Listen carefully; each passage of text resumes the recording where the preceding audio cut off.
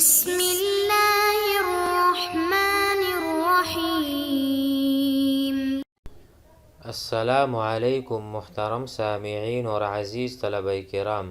امید کرتا ہوں کہ آپ تمام احباب خیر و عافیت سے ہوں گے۔ آج کا ہمارا سبق نمبر 56 ہے، جس میں ہم شاعر کو پڑھیں گے جن کا تعلق قبیلہ بنی طی سے ہے،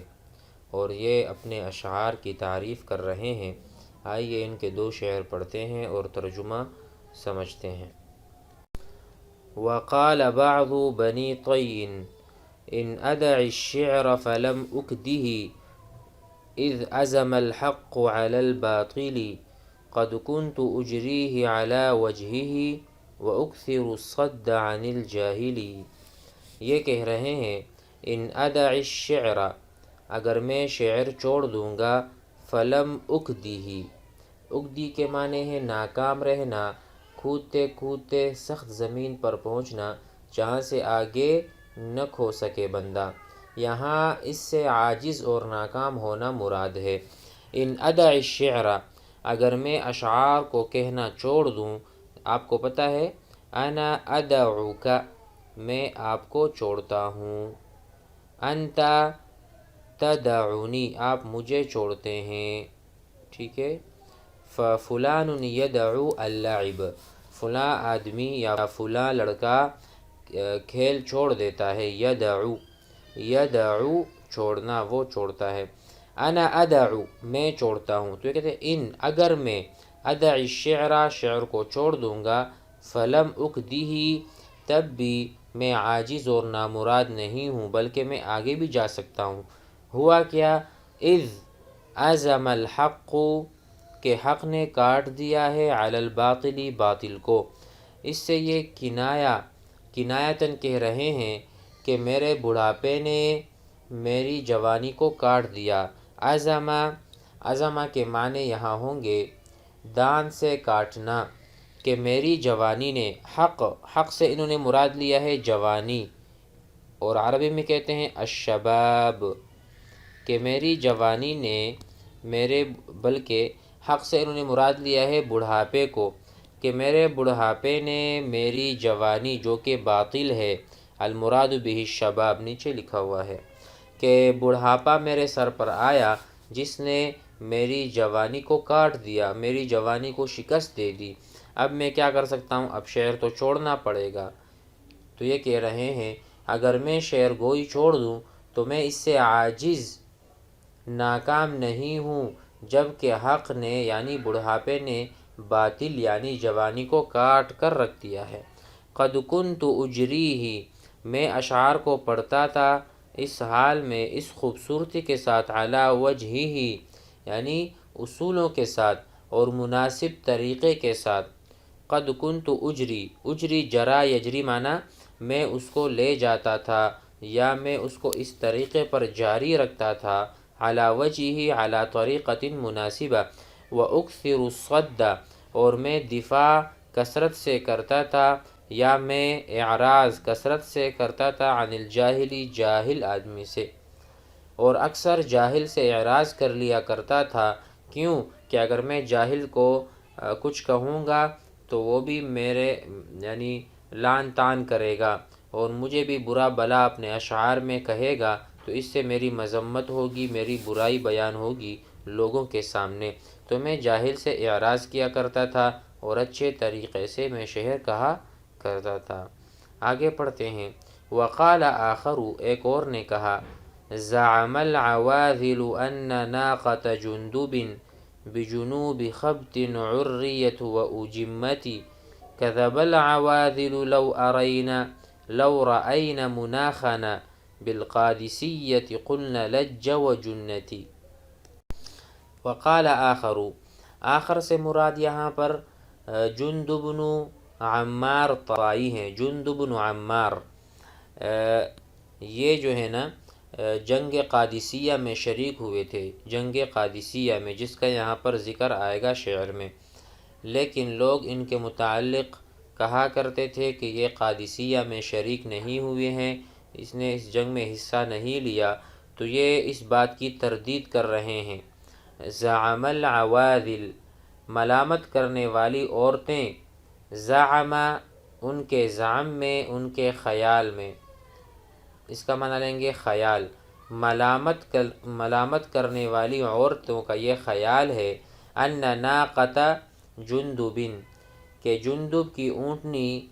بجنوب خبط عریت و اجمتی،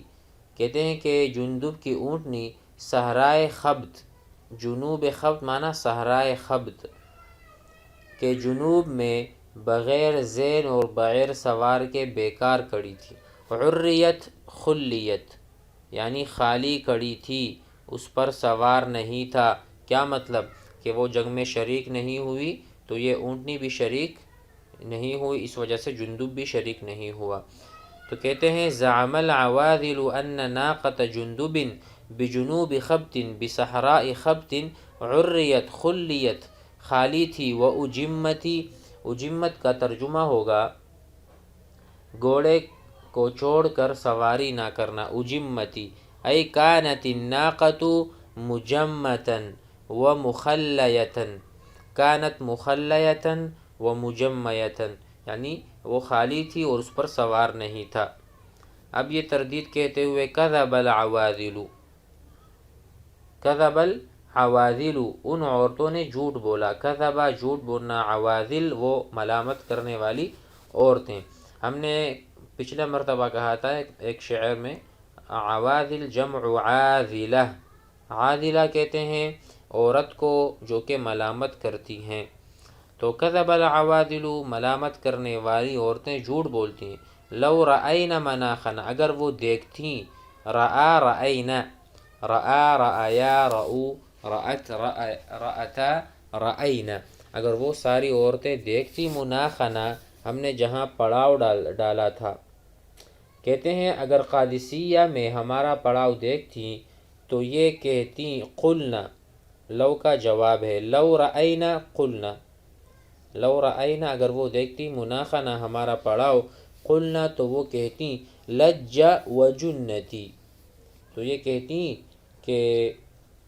وہ جندب لڑائی میں داخل ہو کر ثابت قدم رہا تھا اور اس کی اونٹنی جنگ کی وجہ سے پاگل ہو گئی تھی اور راستہ بھول گئی تھی۔ تو یہ اپنے زعم میں جھوٹ بول رہی ہیں، ایسا بالکل بھی نہیں ہے، اگر وہ ہمیں دیکھتی تو میرا حال کیا تھا کہ میں تو قادسیہ میں داخل ہو گیا تھا، لجا، لجا معنی ولجا، ولج فی الشیء، ولج فی الشیء ای دخل، داخل ہوا تھا خود، وجنت الناقۃ اور اونٹنی اس کی گویا کہ بھٹک گئی تھی، راستہ ان کو معلوم ہی نہیں تھا۔ وقال الراعی کفانی عرفان الکرى وکفیته قلوء النجوم والنعاس معانق، فبات يريه عرسه وبناته وبت أريه النجم أين مخافق۔ ترجمہ سمجھتے ہیں، وقال الراعی، راعیہ تو شاعر کا نام ہے یا پھر اس کا لقب ہے کیونکہ وہ بکریاں چراتا تھا، تو ایک راعی نے، چرواہے نے کہا، کفانی میرے لیے کافی ہے، عرفان الکرى، کہ عرفان یا عرفان سوتا رہے، الکرى بمعنی النوم، الکرى بمعنی النوم، یعنی میرے لیے عرفان کا سونا کافی رہا، کافی ہوا، وہ سوتا رہا، میں جاگتا رہا، اور میں اس کی طرف سے ستاروں کی نگرانی کے لیے کافی ہوا، وکفیتہ اور میں نے عرفان کی کفایت کی، کلو النجوم، کلو یعنی نگرانی، النجوم ستاروں کی، دوبارہ سمجھیے، کفا فعل ہے، عرفان اس کا فاعل ہے، کہ عرفان کے لیے نوم، عرفان سو رہا تھا، یہ میرے لیے کفانی،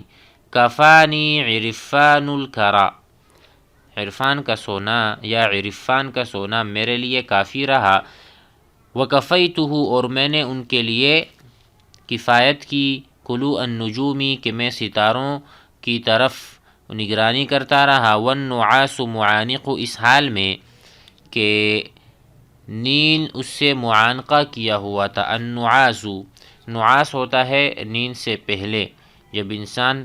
جمائی لیتا ہے گویا کہ اس کو نیند آ رہی ہے، معانق، عانقہ یعانق، معانقہ کرنا، باب مفاعلہ سے ہے کہ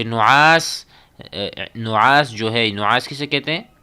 نین سے پہلے جب جمائی وغیرہ آتی ہے، نین اونگ کو کہتے ہیں۔ معانق عرفان،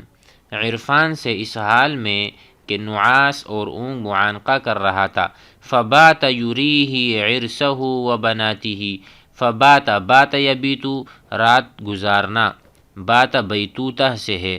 اور بیتوتہ کے معنی ہوتے ہیں کہیں اقامت کرنا یا کہیں پر سو جانا، رات گزاری کے معنی میں آتا ہے۔ تو کہتے ہیں کہ فباتا، تو اس نے رات اس حال میں گزاری کہ نیند اسے دکھا رہا تھا، ارا یوری، ارا زید عمرا القطة، ارا زید عمرا القطة، زید نے عمر کو بلی دکھائی۔ یہ فعل بدو مفعولین یعنی دو مفعول کو چاہتا ہے۔ ارا، انا ارایتک کتابا، میں نے آپ کو دکھایا کتاب۔ تو یریہ، تو وہ رات گزاری اس حال میں کہ نیند، یریہ ای یری عرفان، نیند اور الکرا دکھا رہی تھی عرفان کو، عرسہ اس کی بیوی، و بناتہ اس کی بیٹیاں، کیونکہ وہ شادی شدہ ہوگا ظاہر ہے، تو اس کو نیند میں اس کی بیوی اور اس کی بیٹیاں نظر آ رہی تھی۔ وبت، اور میں نے اس حال میں رات گزاری، اریہ النجم، کہ میں اس کو ستارے دکھا رہا تھا، این مخافقہ، کہ ان کی غروب کی جگہ کہاں ہیں، مغارب النجم، تو کہتے ہیں کہ ان کو غروب ہونے کی جگہ کہاں ہے، میں ان کو وہ دکھا رہا تھا۔ تو دونوں اپنے اپنے حال میں مصروف تھے، وہ سو رہا تھا تو میں اس کو تارے گنوا رہا تھا، تارے کی مغارب جو ان کے غروب ہونے کی جگہ ہیں، کہاں کون سا ستارہ ہوتا ہے، وہ دکھا رہا تھا۔ امید ہے کہ آج کے اشعار آپ حضرات کو سمجھ میں آ گئے ہوں گے۔ السلام علیکم۔